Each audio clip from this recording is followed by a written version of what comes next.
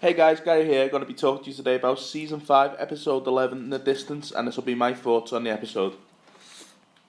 As always, this review will contain spoilers, so if you haven't seen the episode yet, please don't watch. When you do come see the episode, come back to the video. Thanks. So it starts off with Maggie and Sasha leading Aaron into the barn. Um, just straight from the off, when you see Rick, you can see that Rick just won't trust this guy at all. He never even had to open his mouth, and Rick had that look. It's like he's got to kill him. And Daryl searches Aaron, and looks outside the barn in case people are there. It just shows you how far the group have gone, that they don't trust anyone at all, and that's like a big point of the episode is trust, because they just don't know anymore. But Aaron's selling this community and giving a big speech about it. He's doing most of the talking, and Rick's just giving him the evil glare type thing, and you can tell that Rick doesn't trust him, but some of the group is starting to trust him. And I don't think that went well with Rick because of just because he wants to be the leader, and Rick likes to be right in a way, doesn't he? I think that's what made the group split decision about this, because it's just they're at the point now where they're just giving up and they just want somewhere safe to stay, so they just need to take the risk. But I love the way, straight out of the comic books, that Rick walked up to Aaron and punched him in the face. And you could tell by the look of the group that they thought Rick was bang out of order, which I suppose Rick was, but they tied them up anyway, and Rick's they just don't know how to handle Aaron at the minute, because Aaron's making jokes and he's smiling, as Rick said. How can I trust anyone who smiles after get punching in the face? It's just one of them. So half of the group go out to where Aaron said his car was and all, and the RV. Rick stays with Aaron, and I just thought this was a great. This with the apple sauce and the baby's crying, and Aaron goes, "Yeah, you can have some. There's apple sauce in my bag," and Rick makes him try it. And you go into a bit of a backstory with Aaron, his mum said something about his past to try and man him up, which is obviously a hint about Aaron being gay, which I thought was quite funny. He makes Aaron try it anyway, and then Rick tries it straight away afterwards. And then you think, oh yeah, they're going to connect a bit now. Then you'd have some of the group going to this RV. Yeah, I think it was Glenn, Abraham, Rosita and Michonne, and it was good then, because Glenn was a bit in charge, saying don't lower your weapon, shoot straight away. That's a bit because they thought it was a trap, so they were just checking it out. And when they get into the RV, the RV was a great little touch, because it reminds you of Dale. Plus, in the comic book, the RV was still around about this time, so it's great to have an RV back.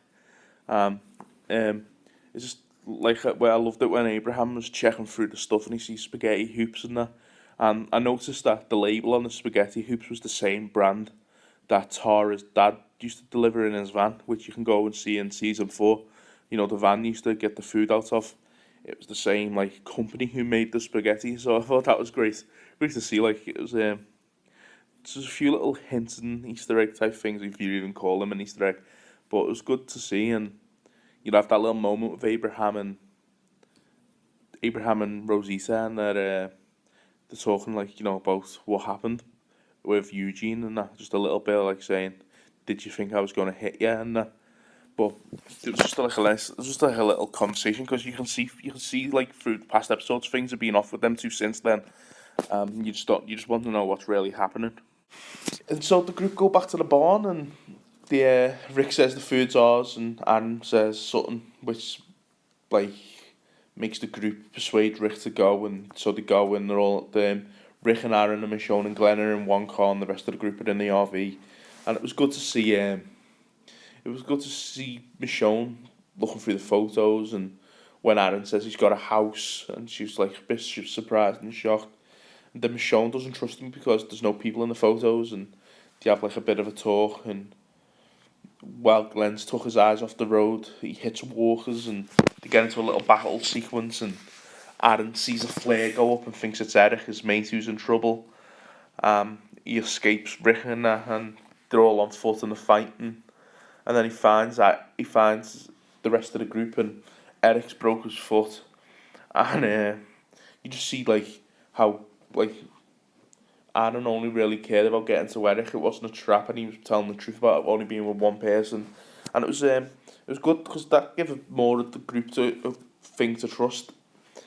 And then you have the so they all go with them the next day, and I love the shot of seeing Washington and Rosita saying like said something to Abraham, and they had like a little laugh because they obviously trying to get to Washington from the start, and now they're that close to it, but there's no mission anymore really. I just thought it was a bit funny.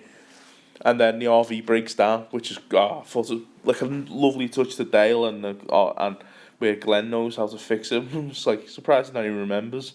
It was great because it just like makes you think about season 1 and season 2 when they had the RV.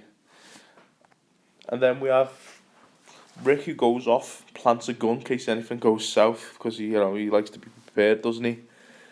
And then they show up to the safe zone, and they had this shot where it was zoomed in on Rick's eyes, and I honestly thought it was just going to zoom out. Rick was going to be clean shaved, and it was going to be 2 months later. I don't know why I thought it was just going to be one of those things, and I thought that it would have been good if they'd done that, but I'd want to see them get to the safe zone, and then.